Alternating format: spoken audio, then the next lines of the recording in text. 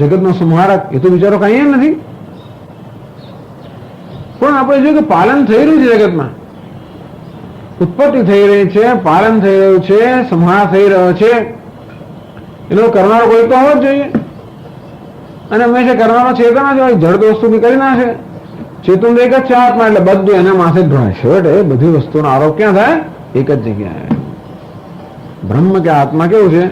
નિર્દોષ વિચારો, અને છતાં પણ કશાનો વિરોધ નથી કીધું માટે બધા પ્રકારનો આરોપ એના પર થાય. આપણે એક વસ્તુ છે એટલે એને કહેવાય અંગ્રેજીમાં સિટિંગ ડક. પેલું શૂટિંગ કરતો હોય ને, ગોળી મારતો હોય. હવે પેલું બતક ઉડતું હોય ને તો જાણે મારવી મુશ્કેલ છે. આમ ઉડતા પક્ષીને પાડવું સરળ નથી. પેલું બેઠેલું પક્ષી ફટાક કરતો પાડી નાખે. બેઠેલું છે ને, વિરોધ નથી કરતો, પણ ફટાક કરતો એને શૂટ કરી નાખે. વિરોધ કરે તો બધી જુદી વાત છે. તેવી રીતે આત્મા કશાનો વિરોધ કરતો જ નથી. બ્રહ્મ કશાનો વિરોધ જ નથી કરતો. એટલા માટે જે આરોપ કરો એ કરો. સુખી દુઃખી કઈ વિરોધ કરે તો ખબર પડે આપણને, તો સારું છે. હું સુખી નથી, દુઃખી નથી એવું કહેત ને તો જુદી વાત છે. કશું કહેતો જ નથી. પછી કહે તું જગતનો નિયંતા છે. હું તો નથી ભાઈ, પણ આપણે નથી કહેતો, એ કોઈ વિરોધ નથી કરતો. માટે આ બધા પ્રકારના ભ્રમ એના વિશે સેવામાં આવે છે. તો કે અને નથી કરતો એમ ના કહેવાય, કારણ કે એ ના હોત તો કશું થયું ના હોત. એ ના હોત તો એનું કઈ ન થયું હોત, માટે એમ જ કહેવાય કે એને કારણે જ છે. એટલે જગતની તરફ, જગતની બધી જે પ્રક્રિયાઓ થઈ રહી છે એ પરથી આપણે કહીએ આ બધું આત્માને કારણે. પણ આત્મા તરફ જોઈએ તો એ તો કઈ કરતો નથી. જયારે જગત તરફ જોઈએ ત્યારે જાણે કે ઓહો કોઈ બધું કરી રહ્યું છે. આ જગતનું નિયંત્રણ કોઈ કરનાર છે, આ જગતનું સર્જન કરનાર છે, એનું પાલન કરનાર છે, કર્મ હોવા પ્રદાન કરનાર છે, વ્યવસ્થા સાચવનાર છે. તો આત્મા કે હા હું છું. તો એના તરફ જોઈએ તો નચમામ તાની કર્માણી નિબધ્ધંતિ ઉદાસીન ઉદાસીનમ. હું તો ઉદાસીન, આ કોઈ વસ્તુમાં ભાગ લીધા વગરનો છું. મારી સન્નિધિ માત્ર ત્યાં થઈ રહ્યું છે. એટલે ક્રિયાનો નિર્દેશ કર્યા પછી ક્રિયાનો પાછો અપવાદ કરવામાં, અધ્યારોપણે અપવાદ. દ્રષ્ટા આત્માને કયો ખરો? તો સ્વામીજી અપવાદ કરો પહેલા દ્રષ્ટા કહો છો શું કામે? એક તો દ્રષ્ટા કહ્યું પછી મેં દ્રષ્ટા બરોબર દ્રષ્ટા બની ગયો. મને કે આત્માનું જ્ઞાન થયું કે ના નથી થયું. આપણે દ્રષ્ટા કયો? દ્રષ્ટા કયો ખરો? આમ દ્રષ્ટાનો આરોપ પહેલા આત્મા પર કર્યો, જેથી દ્રશ્ય પરથી તો આપણે મન હટાવે નહીં.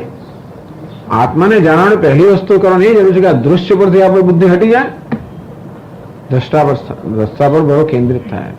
પછી ત્યારે દ્રષ્ટા તરીકે જાણે કે નહીં નિત્ય દ્રષ્ટા, એમાં દ્રષ્ટાપણું બાદ કરી નાખો. દ્રષ્ટાપણું બાદ કરવા માટે પહેલા દ્રષ્ટાપણું જાણવાની જરૂર છે ને. બાદ ક્યારે થાય? પેલા દ્રષ્ટા ને દૃશ્યનો જયારે વિવેક ના હોય ત્યારે દ્રષ્ટાપણું ક્યાં બાદ કરે? પેલા કે ધર્મ અને અધર્મ બંનેની પર છે, બધું બરોબર છે, પણ ધર્મ અધર્મની પર થવા માટે પહેલા ધર્મ જોઈએ પછી એની પર થવાય. વેદાંતિ લોકો કે ધર્મ નહીં અધર્મ નહીં તો જો भी है सब ठीक है, सब मिथ्या है, બધું મિથ્યા બરાબર છે. છતાં પણ આ ધર્મ અને અધર્મની પર થવા માટે પહેલા અધર્મની પર થવા માટે ધર્મ જોઈએ અને ધર્મની પર થવા માટે જ્ઞાન જોઈએ. એટલે દૃશ્યથી મુક્ત થવા માટે દ્રષ્ટા જોઈએ અને દ્રષ્ટાથી મુક્ત થવા માટે વિવેક જોઈએ. કે દ્રષ્ટાપણું પણ એક વેશ છે, એ પણ વેશ છે. એ તો પેલો અભિનેતા છે, કોઈ વેશ વગરનો છે. એટલે શંકરાચાર્ય મહારાજ દરેક શબ્દની વ્યાખ્યા એવી રીતે કરે કે જેથી એ દ્રષ્ટાપણાનો પણ નિષેધ થઈ જાય. એટલે કહે છે કે ભોગતા કયો? ભોગતા એટલે ઉપલબ્ધ. ભોગતા એટલે કે અનુભવ કરનાર, એટલે કે સાક્ષી, બધા અનુભવ કરનાર. પણ અનુભવ કરનાર કેવો હોય? અનુભવના વિષય પ્રમાણે અનુભવ કરનારમાં પરિવર્તન આવે. જો આત્મા મુખ્ય અર્થમાં અનુભવ કરનાર હોય તો જેમ જેમ અનુભવનો વિષય બદલાતો જાય તેમ તેમ અનુભવ કરનાર બદલાતો જાય ને. તો અનુભવના વિષયો બદલાયા જ કરે છે, મૃત્યુઓ બદલાયા કરે છે. તેમ આત્મા જો મુખ્ય અર્થમાં અનુભવ કરનાર હોય તો આત્મા સતત બદલાયા કરે. તો એ વિકારી બની ગયો? તો કે નહીં, બધા અનુભવો થઈ રહ્યા છે છતાં પણ કેવું છે? નિર્વિકાર દ્રષ્ટા છે. નિર્વિકાર એવો ઉપલબ્ધા. ભોગતા એટલે ઉપલબ્ધા, બધાનો સાક્ષી, બધાનો અનુભવ કરનાર. તો કેવો અનુભવ કરનાર? નિર્વિકાર ઉપલબ્ધા, કોઈ વિકાર વગર અનુભવ કરનાર. એ સમજાવવા માટે શંકરાચાર્ય દ્રષ્ટાંત આપ્યું અગ્નિ ઉષ્ણવત. જેવી રીતે ગરમ રહેવા માટે અગ્નિમાં કોઈ પ્રકારનો પ્રયત્ન નથી, અંતે રીતે આ બધી વૃત્તિઓને પ્રકાશિત કરવા માટે, કે આ બધી વૃત્તિઓના સાક્ષી હોવા માટે, કે આ બધી વૃત્તિઓના અનુભવ કરનાર હોવા માટે આત્માએ કોઈ પ્રકારનો પ્રયત્ન કરવાનો હોતો નથી. સ્વરૂપથી આત્મા ચેતન સ્વરૂપ હોવાને કારણે એની સન્નિધિ માત્રથી બધી વૃત્તિઓ આપોઆપ પ્રકાશિત થતી હોય છે. એ દ્રષ્ટિએ કહેવામાં આવે છે કે આત્મા બધી વૃત્તિઓનો ભોગતા છે, અનુભવ કરનાર છે, ઉપલબ્ધા છે. નિત્ય ચૈતન્ય સ્વરૂપેણ અગ્નિ જેમ નિત્ય ઉષ્ણ છે. અગ્નિ કેવો છે? નિત્ય ઉષ્ણ. આ જળની ઉષ્ણતા કેવી છે? અનિત્ય છે, એ આગંતુક છે. અગ્નિની ઉષ્ણતા કેવી છે? સ્વાભાવિક છે. તો આ નિત્ય ચૈતન્ય, એની ચેતનતા નિત્ય છે, ચેતનતાનો સ્વભાવ છે. બુદ્ધે સુખ દુઃખ મોહાત્મકા પ્રત્યાહ. આ બુદ્ધિમાં આ ભિન્ન ભિન્ન પ્રકારની વૃત્તિઓ જ્યારે ઉઠે, આત્મગ્રસ્તા એવા જાયમાના વિભાવ્યંતે. દરેક વૃત્તિ આત્માથી ગ્રસ્ત, આત્મા વડે પ્રકાશિત, આત્મા વડે આત્મા દરેકનો દ્રષ્ટા હોય એ પ્રકારે દરેક દૃષ્ટિ ઉઠતી હોય છે. એ દ્રષ્ટિ માત્ર એને ભોગતા કહેવામાં આવે છે. ટૂંકમાં ભોગ એટલે સાક્ષાત્કાર. સુખ દુઃખ સાક્ષાત્કાર ભોગ આવી એક વ્યાખ્યા છે. સુખ દુઃખનો સાક્ષાત્કાર એટલે ભોગ. આપણે પણ સુખ દુઃખ બધાનો સાક્ષાત્કાર કરીએ, અનુભવ એને ભોગતા કહેવાય આપણે.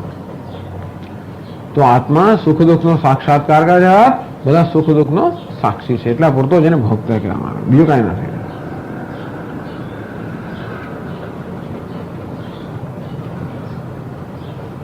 ભર્તા ભોગતા મહેશ્વર. પછી આગળ સમજાવે છે મહેશ્વર સર્વાત્મત્વાદ સ્વતંત્રત્વાચ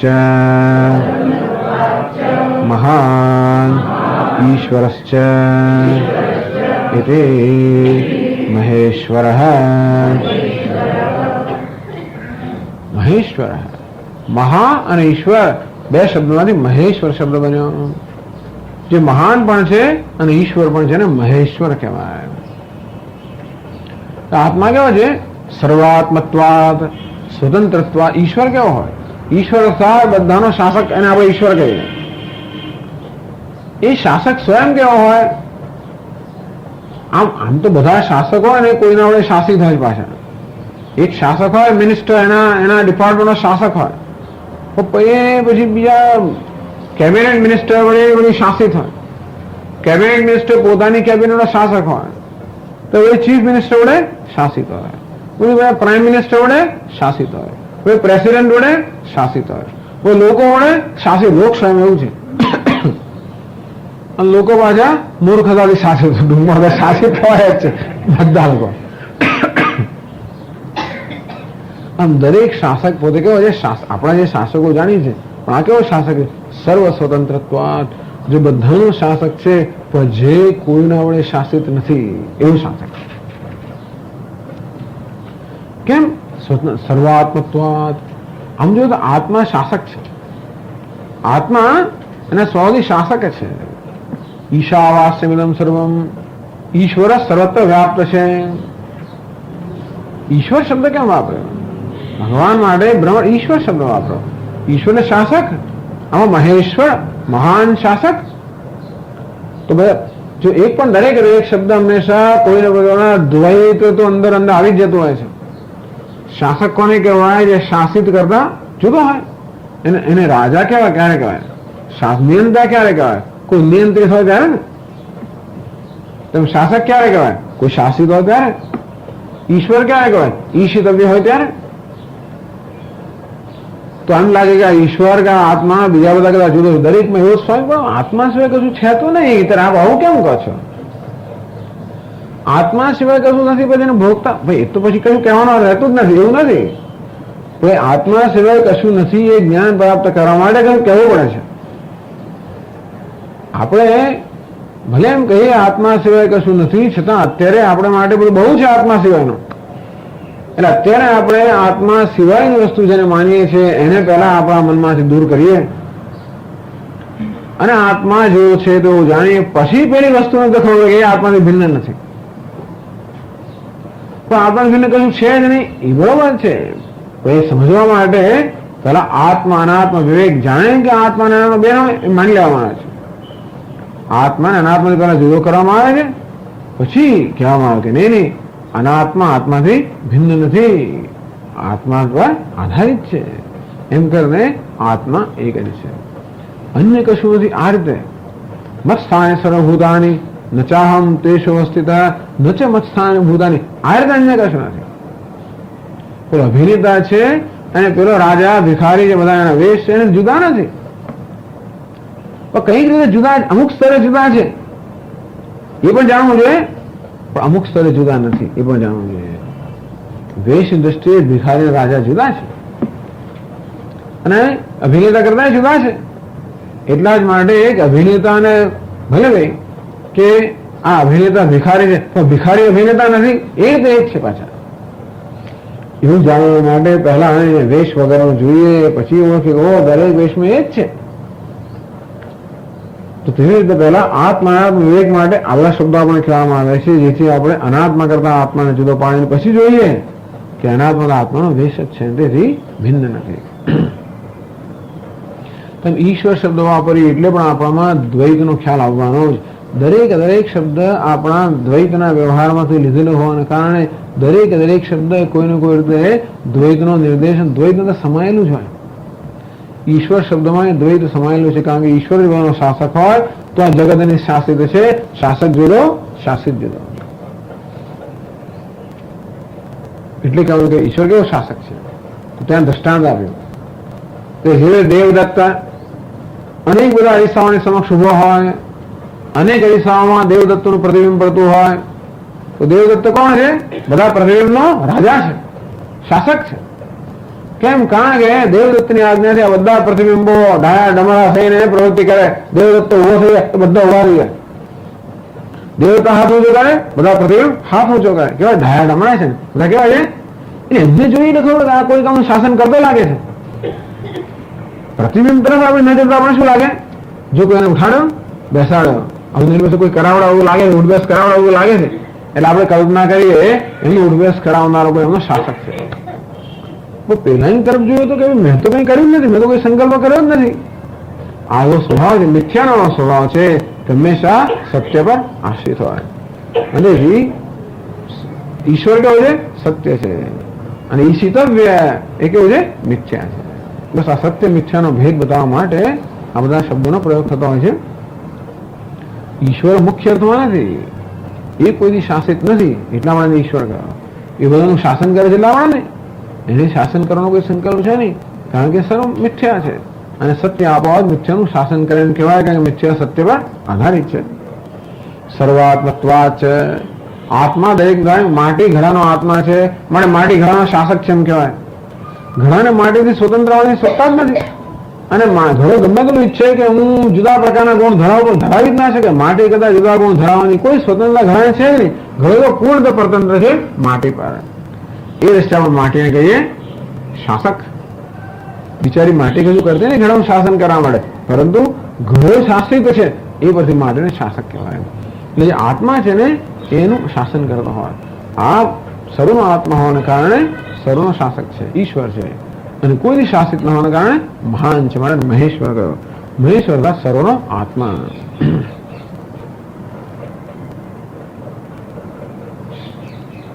પછી આગળ છે પરમાત્મે, એને પરમાત્મા કહે છે. ઉપદ્રષ્ટા, અનુમંતા, ભર્તા, ભોગતા, મહેશ્વર પરમાત્મા. તો આગળ કહે છે ભાષ્યમાં પરમાત્મા દેહાદીના બુદ્ધ્યંતાના પ્રત્યેગાત્મત્વેન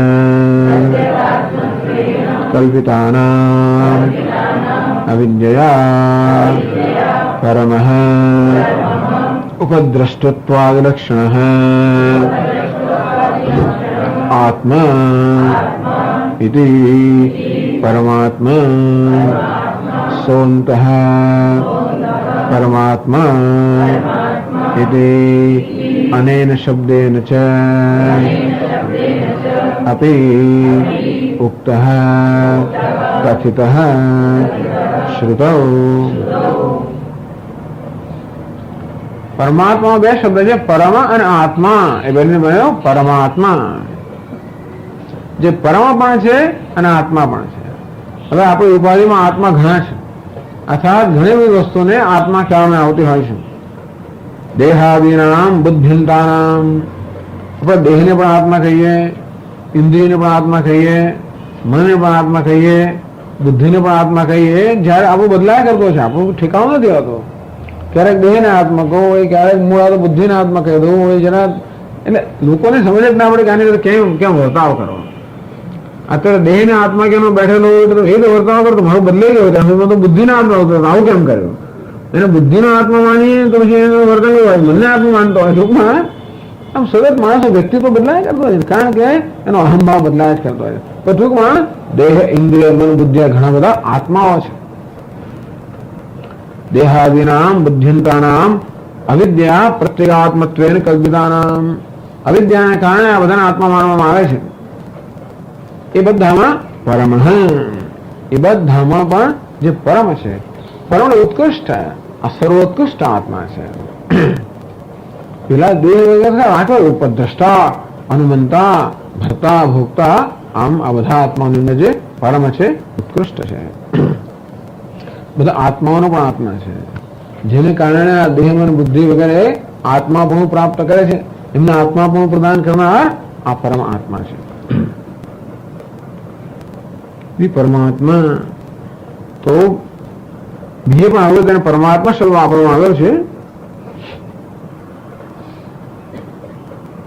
સંત પરમાત્મા એટલે શબ્દેન ચ યુક્ત કથિત શ્રુતૌ. શાસ્ત્રમાં એને આવું કહ્યું છે, સહ અંતઃ પરમાત્મા, અંદર રહેલો પરમ આત્મા છે. એટલા બધા આત્માઓનો અંતરતમ આત્મા. તેમ તૈત્રીય પણ બ્રહ્મ પુચ્છમ પ્રતિષ્ઠા. અંદર રસમય પણ આત્મા છે. એનો આત્મા કોણ તો કે પ્રાણમય, એનો આત્મા કોણ તો કે મનોમય, એનો આત્મા કોણ વિજ્ઞાનમય, એનો આત્મા કોણ આનંદમય, એનું અધિષ્ઠાન કોણ બ્રહ્મ પુચ્છમ પ્રતિષ્ઠા. આત્માઓનો આત્મા, આત્માઓ પરમ, પરમાત્મા. શ્રુતૌ. આ ક્યાં છે? હવે જે ઉપદ્રષ્ટા, અનુમંતા, ભર્તા, ભોક્તા, મહેશ્વર, પરમાત્મા છે ક્યાં? એટલે કહે છે ક્વાસૌ અસ્મિન દેહે પુરુષઃ પરઃ અવ્યક્તાદ ઉત્તમઃ પુરુષસ્ત્વન્યઃ પરમાત્મેત્યુદાહૃતઃ ઇતિયો વક્ષ્યમાણઃ ક્ષેત્રજ્ઞં ચાપિમાં વિદ્ધિ ઇતિ ઉપન્યસ્તઃ વ્યાખ્યાય ઉપસંહૃતશ્ચ.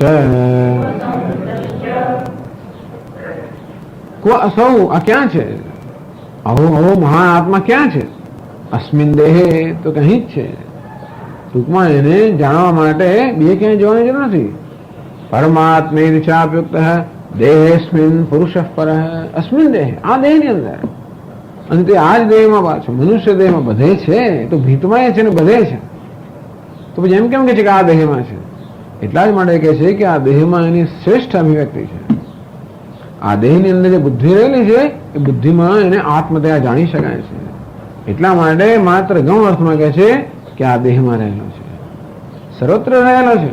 આ દેહ પોતે મર્યાદિત નથી, છતાં પણ આ દેહની અંદર જે બુદ્ધિ છે એ બુદ્ધિમાં એને યથાર્થ રીતે જાણી શકાય માટે કહેવામાં આવ્યું આ દેહમાં રહેલો છે. એવો પુરુષ પરઃ, પર એટલે ચડિયાતો કે અવ્યક્તાત પરઃ. અવ્યક્ત ને માયા કરતા પણ જે ચડિયાતો છે એવા પુરુષ કે પરમાત્મા આ દેહમાં જ રહેલો છે. અહીં જ કહે છે 15 ઉત્તમ પુરુષસ્ત્વન્ય પરમાત્મે ચુદાહૃત. ઉત્તમ પુરુષસ્ત્વ અન્ય, એક ક્ષર પુરુષ છે, એક અક્ષર પુરુષ છે, અને એ બંને ચડિયાતો કોણ છે? ઉત્તમ પુરુષ. દ્વાવેમો પુરુષો લોકે ક્ષરશ્ચાક્ષરેવ છે. ભગવાન કહે છે ને 15મા અધ્યાયમાં કે આ જગતની અંદર બે પુરુષો છે, એક ક્ષર પુરુષ, બીજો અક્ષર પુરુષ. ઉત્તમ પુરુષસ્ત્વન્ય પરમાત્મે ચુદાહૃત. પણ જે ઉત્તમ પુરુષ છે તો બંને કરતા અન્ય છે, એને પરમાત્મા એમ કહેવામાં આવે છે. જેવો પરમાત્મા દેહેસ્મિન પુરુષ પરઃ ઇતિયો વક્ષ્યમાણ 15મા અધ્યાયમાં અર્થજ્ઞાન વિશે કહેવામાં આવશે. ક્ષેત્રજ્ઞમ ચાવિમામ વિદ્ધિ. હે અર્જુન, બધા જ ક્ષેત્રમાં બધી જ ઉપાધિમાં હું જ ક્ષેત્રજ્ઞ, હું જ આત્મા છું એ રીતે ઉપન્યસ્ત. જે પરમાત્મા કોઈને એમ કે આ નવું પછી પરમાત્મા નવો આવ્યો પાછો. આગળ ક્ષેત્રજ્ઞ કયો બાદ જુદો અને બધા ક્ષેત્રજ્ઞ એક જ આત્મા છે એ જુદો હતો કે ના? આગળ એને ક્ષેત્રજ્ઞ કહેવામાં આવ્યો, જેના વિશે ભગવાને કહ્યું કે બધા જ ક્ષેત્રમાં બધી જ ઉપાધિમાં જે ક્ષેત્રજ્ઞ છે તે હું છું, એ જ આ પરમાત્મા, બીજો નથી. ઉપન્યસ્ત વ્યાખ્યા, અને જેની વ્યાખ્યા કરવામાં આવી. સર્વતઃ પાણીપાદન તદ સર્વતોક્ષી શિરોમુખમ એમ કરીને જેની ખૂબ વ્યાખ્યા કરવામાં આવી, એનો અહીંયા ઉપસંહાર કરવામાં આવે છે. તો એમ ના માનવું કે ભગવાન જુદા જુદા તત્વોની વાત કરી રહ્યા છે. ભલે જુદા જુદા શબ્દો વપરાતા હોય અને એ આવશ્યક છે. આપણા મનમાં જ અનેક પ્રકારના ભ્રમ રહેલા છે. ભ્રમને નિવૃત્ત કરવા માટે જુદા શબ્દો વાપરવામાં આવે. હું તો અલ્પ આત્મા છું એટલે કે નહીં, તું પરમાત્મા છે. હું તો એટલે આપણા માટે જે અનેક હવે જે ખ્યાલ છે એ ખ્યાલ મુક્ત કરવા માટે જ આવા શબ્દો વાપરવામાં આવે છે. શબ્દો અનેક વપરાયનો અર્થ નહીં કે તત્વ અનેક છે. તત્વ તો એને જે આગળ કહેવામાં આવ્યું એની જ વ્યાખ્યા કરીને ઉપસંહાર કરવામાં આવ્યો. આમ આ શ્લોકોમાં પુરુષ અને પ્રકૃતિ એ બેનો વિવેક કરવામાં આવ્યો. પેલા ક્ષેત્ર અને ક્ષેત્રજ્ઞનો વિવેક કરવામાં આવ્યો, પુરુષ અને પ્રકૃતિનો વિવેક કરવામાં આવ્યો. તો ભાષ્યમાં કહે છે આગળ, તમ એવં યથોક્ત લક્ષણમ આત્માનમ તમ એવં યથોક્ત લક્ષણમ. તો જેના લક્ષણ આગળ કહેવામાં આવ્યા, ઉપદ્રષ્ટા, અનુમંતા, ભર્તા, ભોગતા, આ પ્રકારે જેના લક્ષણ કહેવામાં આવે એવો જે આત્મા છે એના વિશે હવે કહે છે 23મા શ્લોકમાં, ય એવં વેત્તિ પુરુષમ પ્રકૃતિમ ચ ગુણૈઃ સહ સર્વથા વર્તમાનોપી ન સ ભૂયોऽભિજાયતે.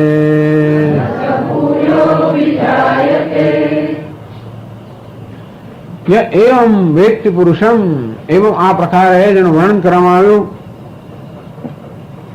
તો ઉપદ્રષ્ટા મનતા નહીં, એ ઉપરાંત પણ સર્વતઃ પાણીપાદ એ રીતે જેનું વર્ણન કરવામાં આવ્યું એવા પુરુષને કે પરમાત્મા જે આ રીતે જાણે છે. પ્રકૃતિ છે ગુણૈઃ સહ, અને પ્રકૃતિ એના વિકારો સહિત પ્રકૃતિને પણ જાણે છે. બંનેને જાણવા પડે. સર્વથા એ કેવો છે? જીવન મુક્ત છે. સર્વથા વર્તમાનોપી, અને એક જ્ઞાની પુરુષ ગમે તો વ્યવહાર કરે, સર્વથા ન સ ભૂયો વિજાયતે, તો પણ એને ફરી જન્મવાનું નથી. મોક્ષ એટલે બંને સર્વથા વર્તમાનોપી જીવન મુક્ત, ન સ ભૂયો વિજાયતે વિદેહ મુક્ત. ન સ ભૂયો વિજાયતે મૃત્યુ પછી એને ફરી જન્મવાનું છે, અર્થાત એને વિદેહ મુક્ત કહેવાય. સર્વથા વર્તમાનોપી, એ ગમે તેવું વર્તન કરતો હોય તો પણ અર્થાત એ મુક્ત છે, જીવન મુક્ત છે. આપણે મુક્તિની કાંઈ વ્યાખ્યા કરી ને, મુક્તિ કોને કહેવાય? જેમ ફાવે એમ વર્તવાની છૂટ અને મુક્તિ. ખાસ કરીને ભારતમાં આવી જાતની સ્વતંત્રતાની વ્યાખ્યા છે. કોને સ્વતંત્રતા કહેવાય? મને જેમ ફાવે એમ કરું અને જેમ ફાવે એમ બોલું, બસ જેમ ફાવે એમ વર્તું, આના મુક્તિ. બસ એવી મુક્તિ એક જ આ અનુભવે છે. આપણે ભલે જેમ ફાવે નથી બોલતા, જેમ બોલાવે એમ બોલીએ છીએ, અંદરના બધા વિકારો જેમ બોલાવે એમ બોલીએ છીએ આપણે. ભલે હું જેમ ફાવે એમ કહું પણ ખરેખર આપણે ફાવવાનું હોતું જ નથી. ખરેખર તો મારી અંદરના બધા ગુણો કે મારી અંદરની જે બધી પરવશતાઓ છે ને, કમ્પલ્શન, એટલે કે પોલિટિકલ કમ્પલ્શન, જો તમે આવો નિર્ણય કેમ લાવશો?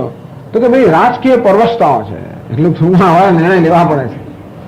પેલો શું કહે છે, પેલો કેમ નહીં કે આવતા ઇલેક્શનમાં શું કરે, પછી શું કરે, પહેલા શું કર્યું, હું આમ કર્યું, પેલો શું કરશે, એ બધું ઘણી ગણી. એટલે ક્યાં સ્વતંત્રતા છે? એકે વર્તન આપણે કરતા હોઈએ, ભલે બધી સ્વતંત્રતા આપણને આપવામાં આવે તો પણ એકે આપણું વર્તન સ્વતંત્ર હોતું નથી. કારણ કે અંદરના રાગ દ્વેષ આપણી પાસે વર્તન કરાવતા હોય છે. સ્વતંત્રતા ક્યાં છે? એટલે આ મનુષ્ય પૂર્ણ સ્વતંત્ર છે. એટલે કે અમારું સર્વથા વર્તમાન, એ ગમે તે પ્રકારનો વર્તાવ કરતો હોય તો પણ એ મુક્ત છે અને એને ફરી જન્મવાનું નથી. એટલે આ જ્ઞાન જે કહ્યું પુરુષનું પ્રકૃતિનું, એનું ફળ આ શ્લોકમાં કહે છે.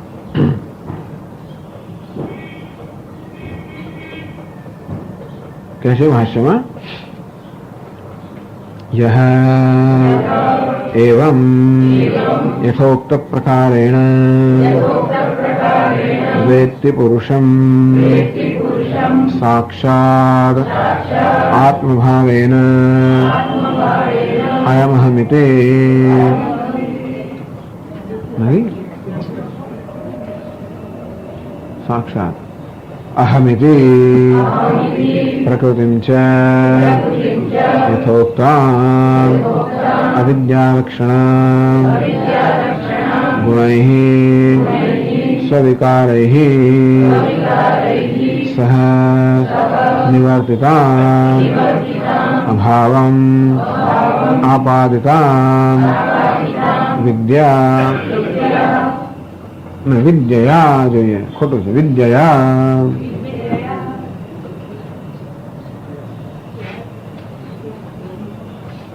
વિદ્યા છે પણ વિદ્યયા એવું હોવું જોઈએ. હા, તમારે એવું છે તો નવી ચોપડી વિદ્યા છે, સારું, તો જરા સુધારી લેવાનું, વિદ્યયા બસ. એવમ એવં યથોક્ત પ્રકારેણ આગળ કહો ને, જીવેશ્વરાવી સર્વકલ્પના અધિષ્ઠાનત્વેન. આ પરમાત્મા કહે છે બધી કલ્પનાનું અધિષ્ઠાન છે. જીવ એ પણ કલ્પના છે એનું અધિષ્ઠાન, જગત પણ કલ્પના છે એનું અધિષ્ઠાન, ઈશ્વરમાં કલ્પના છે એનું અધિષ્ઠાન. તો ઈશ્વરે કલ્પના છે તો કે હા, કઈ કલ્પના છે? સર્જક છે, પાલક છે, સંહારક છે, નિયંતા છે. ઈશ્વર આવો છે ને તો કે એનું પણ અધિષ્ઠાન. એટલા જ માટે કે આત્મા મુખ્ય અર્થમાં સર્જક પાલક પણ નથી, એની સન્નિધિ માત્રથી સર્જન પાલન બધી ક્રિયાઓ થઈ રહ્યો હોય, સ્વયં સર્વ ક્રિયા નિર્વિકાર નિષ્ક્રિય છે. તેમ જીવ અર્થાત અલ્પ છે, સંસારિત એ પણ એ બધી કલ્પનાનું અધિષ્ઠાન. આ જગત નામ રૂપાત્મક છે, જળ એ કલ્પનાનું અધિષ્ઠાન. એટલે સર્વતઃ પાણીપાદ સર્વત્ર જે હાથ પગ આંખો નાક કાન બધી ઇન્દ્રિયો દ્વારા વ્યવહાર કરી રહ્યો છે, સર્વત્ર ફેલાયેલો છે, એવો એના પર અધ્યારોપ છે. ખરેખર તો સર્વેન્દ્રિય ગુણાભાસમ સર્વેન્દ્રિય વિવર્જિતમ, બધી ઇન્દ્રિયોથી રહિત છે પણ બધી ઇન્દ્રિયો દ્વારા વ્યવહાર ન કરી રહ્યા હોય. આમ જે કઈ કલ્પના છે જગતમાં એ બધી કલ્પનાનું અધિષ્ઠાનભૂત. એનો અર્થ એ તો કોઈ જગ્યાએ એવું કશું એવું નથી જેનાથી મુક્ત હોય. કલ્પના ક્યારે પણ અધિષ્ઠાનો હોઈ ન શકે. આમ સર્પની કલ્પના હોય તો રજ્જુ કંઈ ખવું તો જોઈએ, એ સિવાય ભ્રમ એમને ના જન્મે. જે કઈ ભ્રમ છે બધા ભ્રમનું અધિષ્ઠાન એ તો જાણે છે, એક અદ્વિતીય યથોક્ત પ્રકારે વ્યક્તિ પુરુષમ. તો પુરુષને એટલે પરમાત્માને જાણે છે. સાક્ષાત અપરોક્ષત્વેન વ્યક્તિ. કેવી રીતે સાક્ષાત એટલે શું? અપરોક્ષત્વેન, અપરોક્ષતા જાણે છે. આત્મભાવેન અહમિતિ, આ હું છું. સર્વતઃ પાણીપાદ અંતત સર્વતોક્ષ શિરોમુખમ સર્વતઃ શ્રુતિ મનલોકે. આ બધી વસ્તુઓના વિચાર સાથે કોણ? હું છું. ઉપદ્રષ્ટા અનુમંતા ભર્તા ભોક્તા, હું છું. ખાલી ઉપદ્રષ્ટાને જાણે એમ નહીં, હું છું. ઉપદ્રષ્ટા હું છું. આમ સાક્ષાત અપરોક્ષતયા આત્મભાવે એને જ્યાં પરમાત્માને જાણે છે. જોડે જોડે પ્રકૃતિને પણ જાણવી પડે. પ્રકૃતિ છે ગુણૈ સહ યથોક્તામ અવિદ્યાલક્ષણામ પ્રકૃતિમ. આગળ જેને કહેવામાં આવ્યું પ્રકૃતિ, જે અવિદ્યા જેનું લક્ષણ છે અથવા જેને માયા કહેવામાં આવે પ્રકૃતિ, ગુણૈ સહ, એ પ્રકૃતિના અનેક બધા વિકારો છે. આ બધા પ્રકૃતિના વિકારો છે. સ્વવિકારે સહ નિવર્તિતામ અભાવમ આપાદિતામ. એ પ્રકૃતિને કેમ જાણવાની છે? તો કે મિથ્યા છે એ રીતે. બાકી પ્રકૃતિને કોઈ જાણી ના શકે. પ્રકૃતિને ક્યાં જાણવા? કેટલા અહીંયા આગળ દુનિયામાં કેટલા રસકણો છે કે કોઈ જાણી શકવાનું છે, ગણી શકવાનું છે? કેટલા કણ છે રેતીના? કોઈ ના ગણી શકે. પ્રકૃતિને કોઈ એમ ના જાણી શકે. તો કેવી જાણવાની છે? એને મિથ્યા છે, બસ આટલું છે. આટલું જાણે તો બધું જાણી લીધું. આ માટીના કેટલા ઘડા છે, ક્યાં ગણવા જઈએ? બધાને ક્યાં જાણી રહ્યા કહેવાય? આ માટી છે એમ જાણવા છે. તેવી રીતે આ જગતને જાણ્યું ક્યારે કહેવાય? બસ આટલું જાણીએ આ મિથ્યા છે. જે કંઈ હોય પ્રકૃતિનો જે કંઈ વિકાર હોય એ મિથ્યા છે. સ્વયં હિમાલય શું મિથ્યા, ચંદ્ર, સૂર્ય, આ તારાઓ, આ બધી આકાશ ગંગાઓ, આ બધું આટલું એકદમ આવું સર્વોત્કૃષ્ટ બધું જ કેવું છે? મિથ્યા. મિથ્યા એટલે એનો તિરસ્કાર નથી. મિથ્યા શબ્દ છે ને આપણે વાપરીને એમ તિરસ્કાર ના વાપરે કે મિથ્યા એવું નથી. એ જે પ્રકારની સત્તા ધરાવે એ સત્તાનો નિર્દેશ મિથ્યા શબ્દ થાય છે. મિથ્યા તિરસ્કાર નથી. એને જેવી સત્તા જેટલા પ્રકારની સત્તા ધરાવે છે મિથ્યા છે. મિથ્યા છે અર્થાત એ જ પરમાત્મા આ બધા રૂપે ભાસી રહ્યો છે. અને તેથી પુરુષને જાણ્યું ક્યારે કહેવાય? એટલે શંકરાચાર્ય કહે છે અભાવમ આપાદ વિદ્યા અભાવમ આપાદિદામ. આ ખરેખર અવિદ્યા છે. વિદ્યાથી જેનો નાશ કરવામાં આવ્યો છે અને તેથી જેનું કોઈ અસ્તિત્વ નથી. એટલે પુરુષ કેવો છે? નિત્ય શુદ્ધ બુદ્ધ મુક્ત એક દ્વિતીય, અર્થાત આ અવિદ્યાથી અને એના ગુણ સર્વ રીતે રહિત એ પુરુષ હું છું આ પ્રકારે જાણે છે. આવું જેને જ્ઞાન, જે પુરુષ અને પ્રકૃતિનો વિવેક, અને છેવટે પ્રકૃતિ વાસ્તવમાં પુરુષમાં છે જ નહીં. ભગવાને કહ્યું ને મત્સ્થાને સર્વભૂતાની, આ પ્રકૃતિ મારા પર અધ્યારોપિત છે. નચાહમ તેષુ અવસ્થિત, હું તો અધિષ્ઠાન છું. નચે મત્સ્થાની ભૂતાની, આ પ્રકૃતિ મારામાં છે જ નહીં. એ રીતે જે જાણે છે અર્થાત હું પૂરું પરમાત્મા છું, એક અદ્વિતીય છું, સર્વાત્મા છું. તો બસ આ તો જ્ઞાન. એનું ફળ શું છે તે ભગવાન વર્ણન કરે છે. સર્વથા સર્વ પ્રકારેણ વર્તમાનોપી સહ ભૂયઃ પુનઃ પતિતે અસ્મિન વિદ્વત શરીરે દેહાંતરાય ન અભિજાયતે ન ઉત્પદ્યતે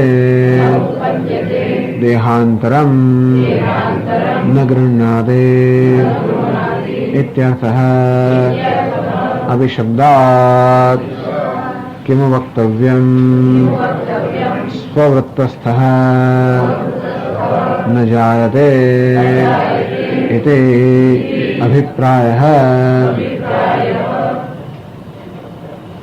ભગવાન લાયસન્સ આપે છે, સર્ટિફિકેટ આપે છે આ જ્ઞાની પુરુષ માટે.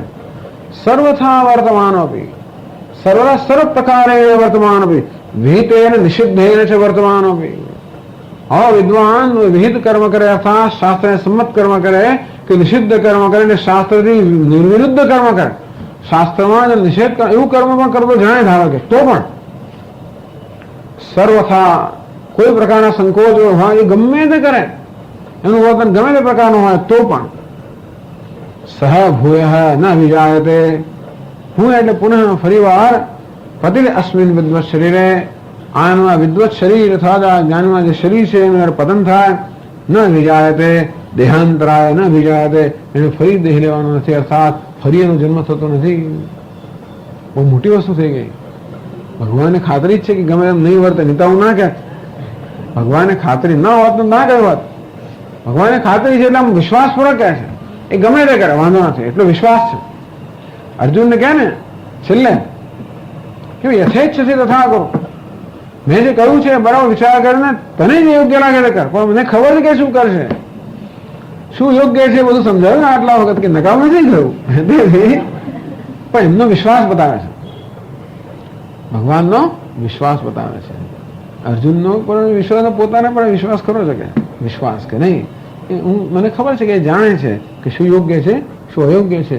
અંતેથી એને જે છૂટ આપવામાં આવી છે એનો કોઈ ગેરલાભ લેવાનો નથી, તો જ છૂટ અપાય.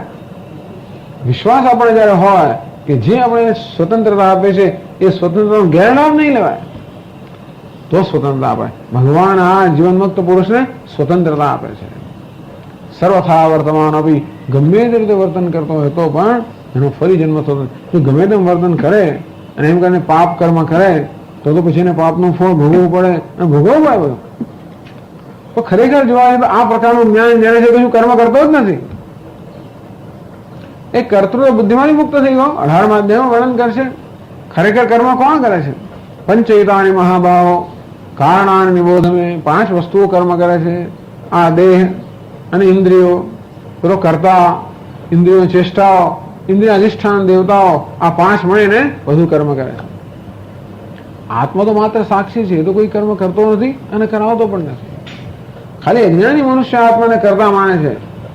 યશ્ચ નાહં કૃતો ભાવ, પણ જેનામાં અહમ ભાવ નથી, બુદ્ધિ યશ્ચ ન લિપ્યતે, જેની બુદ્ધિ લેપાયમાન થતી નથી, એની માટે ભગવાન શું કહે છે? હત્વા વિષયમાન લોકાન ન હંતિ નિબધ્યતે.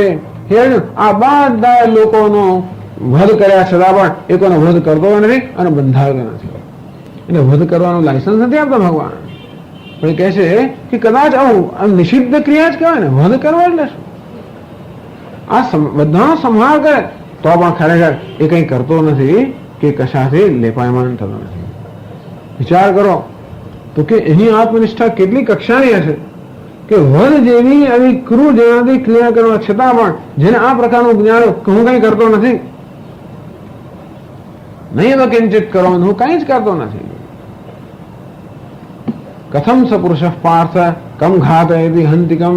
હે પાર્થ, આવું જ્ઞાન જે ધરાવે છે એ કોનો ઘાત કરી શકે, કોનો ઘાત કરાવી શકે? ના એમ હંતિ ન હન્યતે, આત્મા કોનું હનન પણ કરતો નથી કે હણાતો પણ નથી.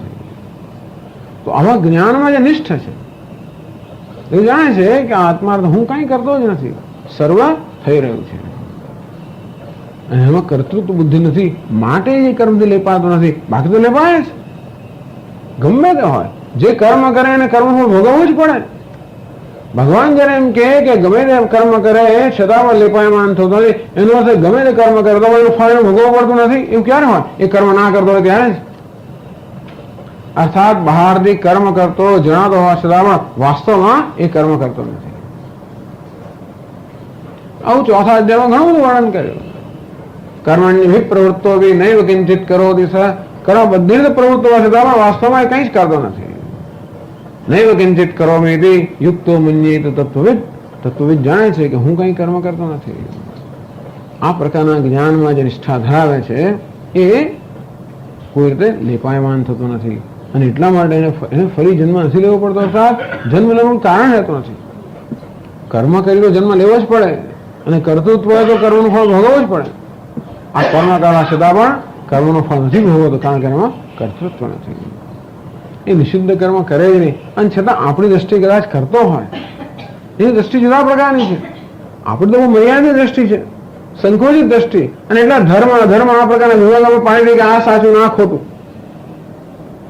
પણ જેની સમષ્ટિ દ્રષ્ટિ છે એ એની દ્રષ્ટિ જયારે કરતો હોય તો શક્ય છે કે કોઈ વ્યક્તિગત માણસને લાગે કે આ ધર્મ છે, એવું ના પામે, કારણ કે એ જુદી જ વસ્તુ જોઈ રહ્યો છે. અર્થાત એની દ્રષ્ટિ જુદા પ્રકારની હોવાને કારણે એની દ્રષ્ટિએ તો બધું સાચું છે તે જ કરી રહ્યો છે. એ કદાચ કોઈ કશું ખરાબ કહી જ ના શકે, એ ધારે તો પણ ના કરી શકે, કારણ એનો પોતાનો સંકલ્પ જો રહ્યો જ નથી.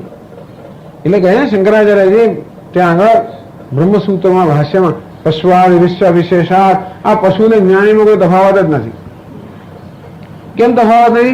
કે પશુઓમાં કર્તૃત્વ બુદ્ધિ નથી અને જ્ઞાનીમાં પણ નથી. બસ એટલે જ, બાકી જ્ઞાની પશુ નથી. પશુને કોઈ જીવનમાં સિદ્ધ કરવાનું નથી, એનો કોઈ પુરુષાર્થ નથી. જ્ઞાનીને કોઈ પુરુષાર્થ નથી. કર્તૃત્વ બુદ્ધિ ક્યાં હોય? પુરુષાર્થ હોય ત્યાં. અર્થાત હજી જીવનમાં કશું સિદ્ધ કરવાનું હોય ત્યાં સુધી કર્તૃત્વ બુદ્ધિ હોય. જેને કશું સિદ્ધ કરવાનું જ નથી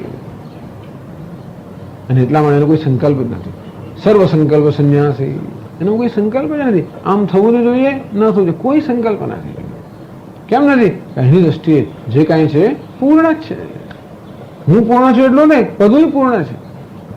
એના માટે કોઈ વસ્તુમાં કશા ફેરફારની જરૂર જ નથી. એના માટે કોઈ સંકલ્પ નથી અને એટલા માટે સર્વ સંકલ્પથી મુક્ત, કર્તૃત્વ ભાવનાથી મુક્ત હોવાને કારણે જે કંઈ કર્મ કરતો હોય હંમેશા અન્યના હિત માટે જ થતું હોય, એને પોતાનું કોઈ હિત સાધવાનું નથી.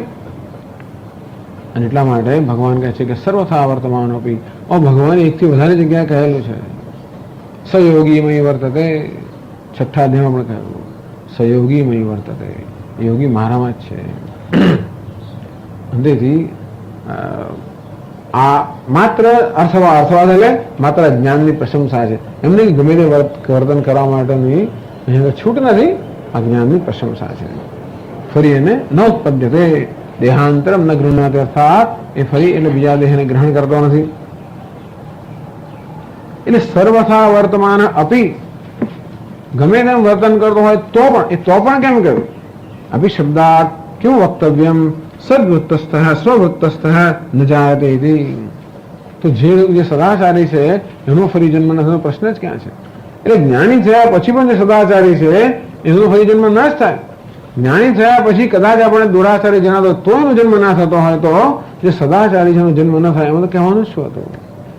એટલે જો એ સદાચારી જ હોય પછી આ જ્ઞાનની પ્રશંસા માટે ભગવાન આ પ્રમાણે કહી રહ્યા છે.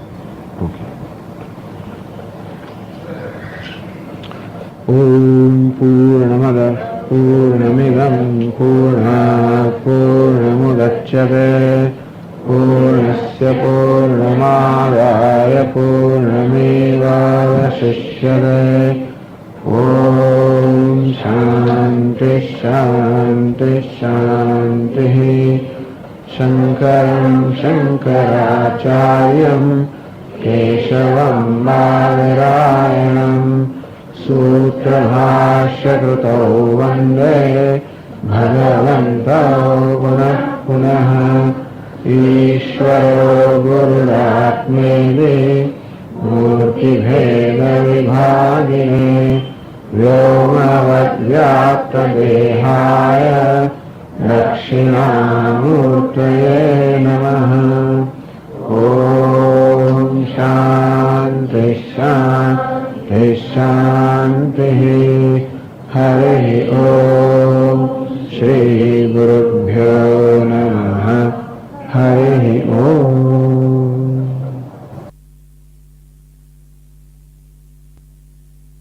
ઓમ નારાયણઃ પરો વ્યક્તાत्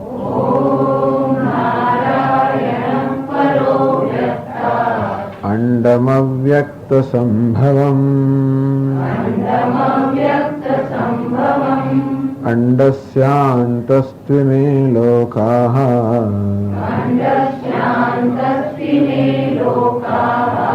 સપ્તદ્વીપા ચ મેદિની. પ્રકૃતિમ પુરુષં ચૈવ વિધ્યનાદિ ઉભાવપે.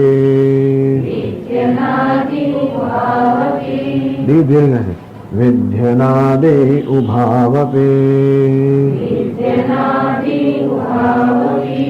વિકારાંશ્ચ ગુણાંશ્ચૈવ વિદ્ધિ પ્રકૃતિ સંભવાન. કાર્યકરણ કર્તૃત્વે હેતુ પ્રકૃતિરુચ્યતે. પુરુષ સુખ દુઃખાનાં ભોક્તૃત્વે હેતુરુચ્યતે. પુરુષ પ્રકૃતિસ્થો હિ ભુંક્તે પ્રકૃતિજાન ગુણાન. કારણં ગુણસંગોસ્ય સદસદ્યો નિજન્મસુ. ઉપદ્રષ્ટાનુમંતા ચ ભર્તા ભોક્તા મહેશ્વરઃ. પરમાત્મેતિ ચાપ્યુક્તઃ દેહેસ્મિન પુરુષઃ પરઃ.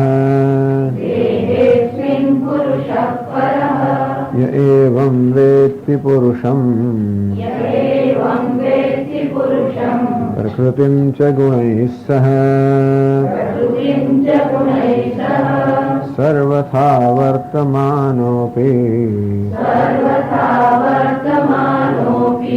ન સ ભૂયોऽભિજાયતે.